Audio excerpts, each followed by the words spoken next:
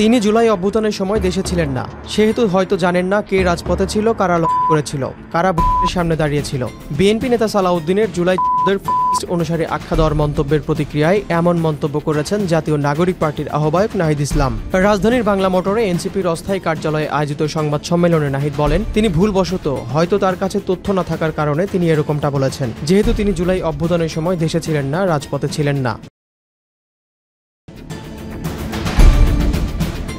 নাহিদ আরো বলেন, আতিকুল গাজী যার হাত কাটা হচ্ছে তাকে যখন আওয়ামী লীগের বলা হয়, শহীদ মীর মুগ্ধের বাবাকে আওয়ামী লীগের বলা হয়, ইয়ামিনের বাবাকে আওয়ামী লীগের বলা আমাদের জন্য অত্যন্ত কষ্টের ও বেদনাদায়ক।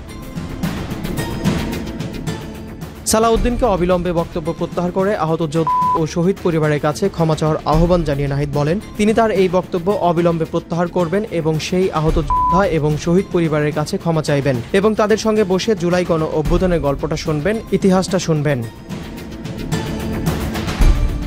এর আগে গতকাল জুলাই সনদ সংশোধন সনদকে স্থায়ীভাবে সংবিধানে অন্তর্ভুক্ত করা এবং জুলাই যোদ্ধাদের স্বীকৃতির দাবিতে কয়েকশো জুলাই যোদ্ধা সংসদ ভবনের দক্ষিণ প্লাজায় অবস্থান নেয়। পরে পুলিশি হস্তক্ষেপের কারণে সংঘর্ষ ছড়িয়ে পড়ে মানিক মিয়া অ্যাভিনিউ পর্যন্ত, এতে বহু মানুষ হতাহত হয়।